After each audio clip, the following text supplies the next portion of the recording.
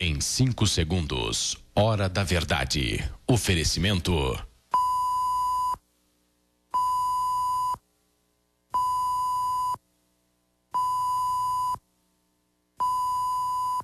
Cristais São Marcos, há 50 anos produzindo arte.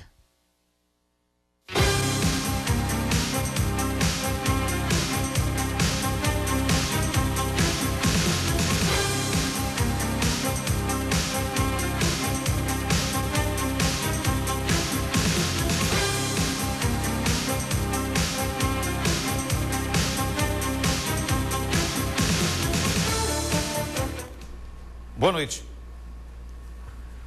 Conta a lenda que 2 pescadores estavam na beira de um rio. Um deles notou que algo vinha pela correnteza e, ao se aproximar da margem, percebeu que uma criança estava se afogando. Imediatamente, ele se jogou no rio e salvou a criança. Quase ao mesmo tempo, outro pescador percebeu outra criança se afogando também e fez o mesmo, pulou no rio para salvá-la. Passado alguns segundos, ambos perceberam que mais 2 crianças se debatiam nas águas e pularam novamente para efetuar o salvamento. Antes que pudessem descansar, notaram que outras crianças vinham pela correnteza e, antes de mergulharem novamente no rio, um dos pescadores disse ao outro: "Olha, vai tentando salvar quantas crianças você puder, que eu vou lá em cima ver quem está jogando as crianças." O mundo anda assim, confuso. Os problemas são cada vez mais graves e cada um procura a sua maneira sobreviver às correntezas. Não é sem razão que a expressão "estou com a água no pescoço" é cada vez mais empregada. O número de pessoas que estão se afogando cresce em proporções geométricas e, paralelamente, reduz-se cada vez mais o número de pescadores. Cada um se preocupa com a sua sobrevivência e muitas vezes esquecemos que fazemos parte de um todo universal.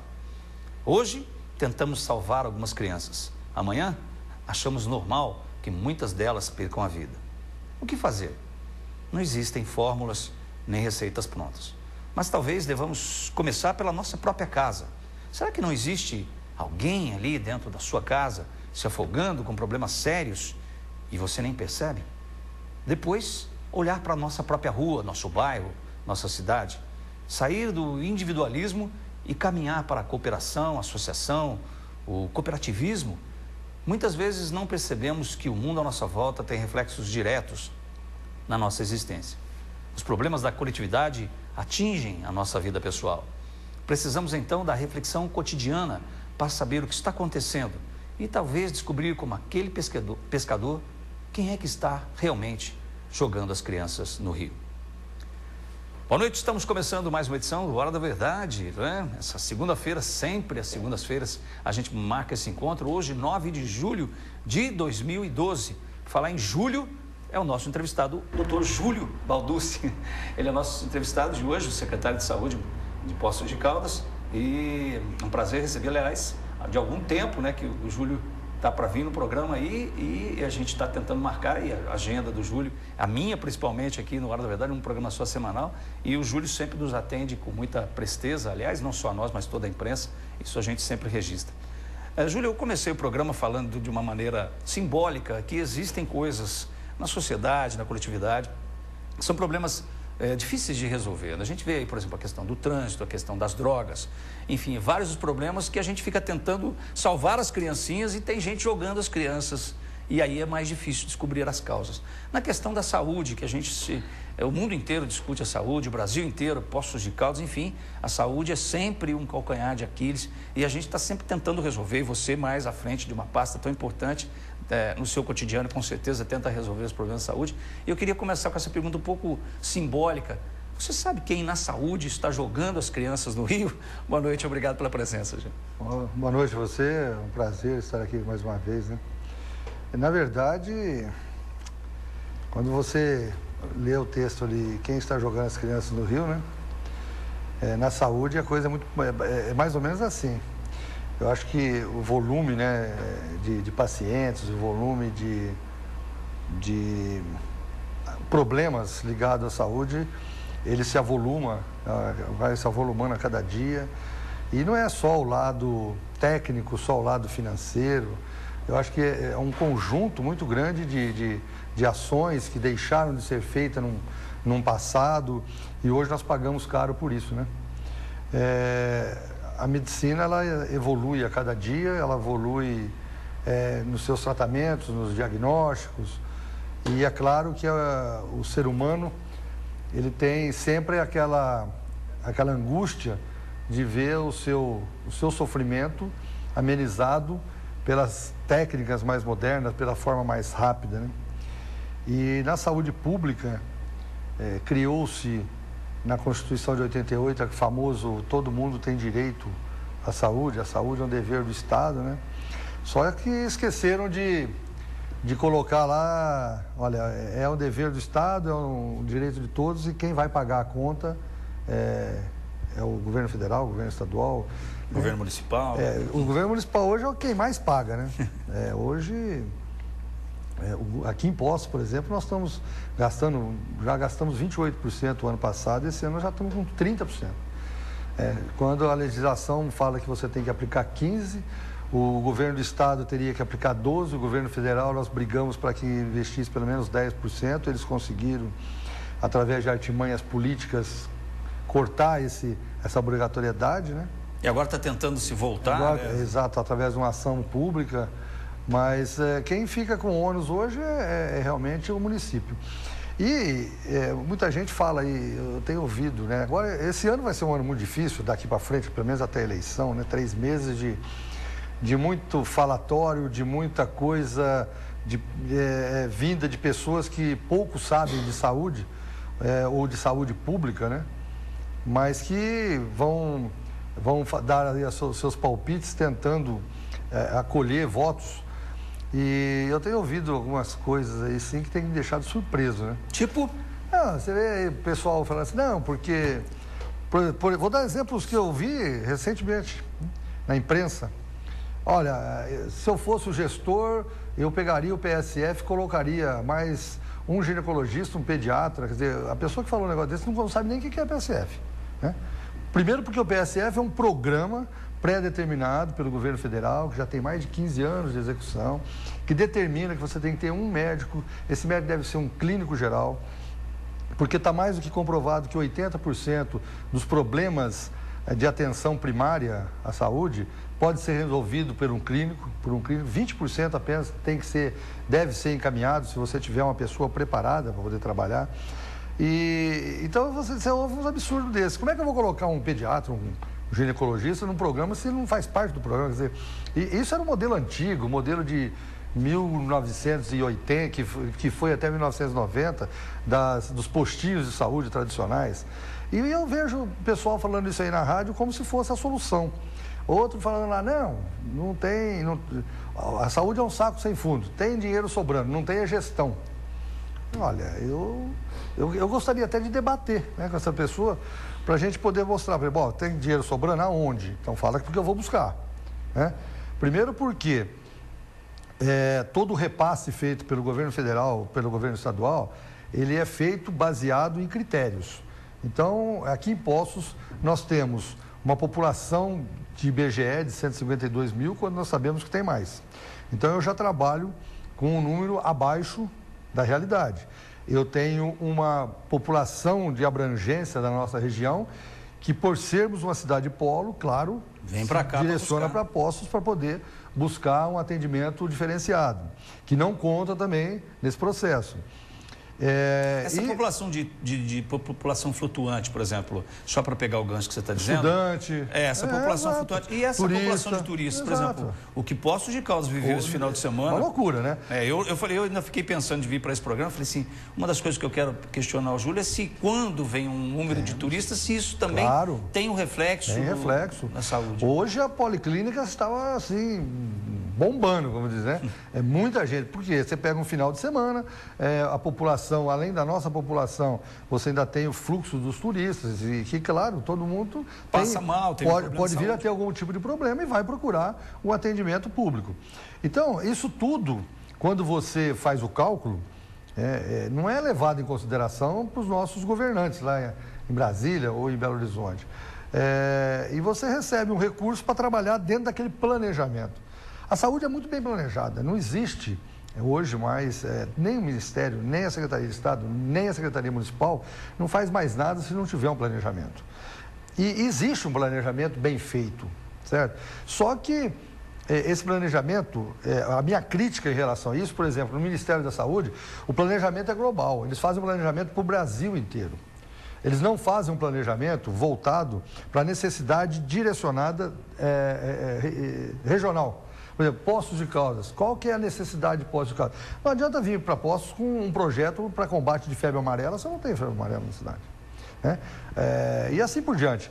Então, quer dizer, na verdade, usando até a analogia do médico e do paciente, se Poços de Caldas fosse enxergada pelas secretarias, enfim, pelo Estado, pela Federação, como um paciente, era preciso analisar o que aquele paciente necessita. Qual que era a patologia dele. Essa é a nossa situação. Então, nós participamos, eu tenho uma equipe lá na Secretaria, maravilhosa, né? O pessoal, muita gente critica o funcionário público. A Secretaria de Saúde, ela tem, nós temos mais de 1.000 funcionários. E claro que nós temos alguns funcionários que não atendem às nossas necessidades, mas a grande maioria são pessoas que vestem a camisa, procuram fazer. Então, a equipe lá, administrativa, técnica, que, olha, não tem um projeto que o governo federal, o governo estadual não lance e que caiba dentro da nossa necessidade, que nós não façamos o projeto, mandamos e somos beneficiados. Né? Isso mostra, primeiro, a competência de quem faz. Segundo, a credibilidade que Poços tem hoje, não só no Ministério, mas no Estado. Né? Porque isso, infelizmente, de uns 2 anos para cá, isso tem mudado. Antigamente, as decisões eram mais políticas, através de política, né? De politicagem, de político que ia lá, puxava o dinheirinho de baixo, não vou levar para minha cidade e tal. Hoje não. Hoje, se você não tiver um projeto, um plano de trabalho e não tiver resultado, você não é beneficiado mais. Então, Poços tem se destacado exatamente por isso. Nós temos todos os projetos que nós enviamos, vou dar aqui alguns exemplos para você. No PSF também, o governo federal lançou um projeto que é para melhoria da atenção e qualidade, chama PEMAC. Com esse projeto, nós temos que estabelecer metas, criar critérios, etc. E você faz ou não a opção. Nós fizemos a opção de 24 PSFs, que na época nós tínhamos condição. Nós fomos premiados em 17. Desses 17, nós recebemos 20% de incremento financeiro, como bônus, e agora nós recebemos, a semana passada, a primeira auditoria feita, e que nós estávamos muito preocupados, porque você não sabe o que eles vão chegar aqui, o que eles vão achar, né? Muitas vezes o que nós achamos que está bom, para eles pode não estar. E eles saíram daqui encantados com o que viram. Quer dizer, então, mostra, porque as nossas metas foram todas atingidas, o trabalho foi muito bem feito, e foi um trabalho feito desde a área física dos nossos PSFs, os protocolos, documentação, parte administrativa, atendimento, ouviram a população, né? E nós não participamos de nada, não. Uma equipe da UFMG, contratada pelo Ministério da Saúde, veio e fez essa pesquisa. O que isso traz de benefício para Poços? Se nós continuarmos ao longo dos meses com essa eficiência, nós podemos ter até 100% de incentivo financeiro. Isso significa que nós podemos dobrar a arrecadação que o governo nos manda para poder subsidiar o PSF. Então, nós podemos aumentar o número de PSF, pagar melhor os nossos funcionários, né? Criar novos espaços. Mandamos nesse mesmo projeto 10 projetos de ampliação de PSF, fomos beneficiados em 7. Chegou agora, o dinheiro já está na conta, já estamos com a Secretaria de Obra trabalhando. O Country Club, o Santa Augusta, Santa Rosária, um na Zona Rural, Jardim Kennedy. Então, eu vou agora, fugiu aqui a memória. Mas então isso tudo é fruto do trabalho que nós estamos fazendo. Agora, tudo isso que você está dizendo, Júlio, é claro, né? Muitas pessoas que estão nas suas casas, e eu acho isso fundamental, porque eu sempre digo que uma das coisas que a gente precisa pensar, e às vezes a gente não pensa, não reflete tanto em qualquer situação que você perceba, é a questão da gestão, quer dizer, como gerenciar as coisas. Às vezes não adianta você ter um lindo hospital maravilhoso nas suas condições físicas, se você não tiver pessoas, se você não tiver um processo, enfim, para as coisas andarem, né? Isso tudo você está se referindo aí. Agora, é claro que a população, as pessoas que estão assistindo em casa, E elas começam a questionar, porque a saúde, que nem você disse, além de você ter todo esse processo, esse equipamento, você depende de pessoas, atendendo pessoas. Depende. E aí as coisas começam a ter alguns problemas, porque aí você pode ter um médico que não atenda bem o paciente. Você pode ter uma enfermeira que não atenda bem. Põe por terra todo o trabalho que você faz. Exatamente. Né? Num mau atendimento. Que é o que a população, de alguma maneira, mais reclama. O que a gente tem uma avaliação na Secretaria, qual que é? O que a população mais reclama? Primeiro, é realmente o mau atendimento, às vezes a forma como ele é tratado, desde a entrada até no atendimento, às vezes, pontualmente, a falta de alguns medicamentos. Que é outro problema que as pessoas falam. Que é um problema. Aí eu venho para você e falo assim, olha, sabe por que faltou? Por exemplo, nós estamos passando uma crise agora, porque eu tenho dentro da cesta básica de medicamentos, nós temos medicamentos que o município compra, os medicamentos que vêm do Ministério e os que vêm do Estado. O Estado está com um problema enorme de licitação e entrega de medicamentos. Então, eles não estão repassando aquilo que é a parte deles. E nós aqui do município não podemos comprar esse medicamento. Então, falta hoje alguns medicamentos, e quando a gente vai... nós até estamos estudando aí de fazer uma nota à população de esclarecimento exatamente por conta disso. Eu vi, por exemplo, pessoas que encontram aqui, a gente está na rua, a pessoa fala, William, precisa falar que está faltando medicamento, eu não sei se é os medicamentos de pressão, um cara falou, pressão tem alta, alguns, nós temos quase 400 itens na nossa cesta básica. A média de falta é em torno de 10%, 90% nós temos. E a semana passada, eu recebo relatório semanalmente, a semana passada nós tínhamos 13 itens faltando. Eram os 13 itens do Estado. Quer dizer, o município fez a parte dele e o Estado estava lá com um problema sério de licitação, houve embargo de licitação nas compras, e uma série de fatores que tem preocupado. Um outro problema que nós temos são as filas, né? E aí, eu falo, e muita gente até não gosta que eu fale dessa forma, mas eu tenho sempre que reafirmar isso. A minha grande preocupação, William, é se nós tivéssemos fila ou demora de atendimento ou falta de atendimento para paciente grave. Aquilo que nós vemos todos os dias na televisão, na grande imprensa nacional, os hospitais com os corredores lotados, com gente na maca no chão, tal, é aquele caos total. Nós não temos isso em Poços, felizmente, porque nós temos uma grande parceria do município com os prestadores de serviços, Santa Casa, Santa Lúcia, que estão sempre de portas abertas e tal. Agora, aonde que eu tenho represado as coisas? Você vai na Policlínica, a Policlínica hoje deve ter atendido mais de 1.000 pessoas.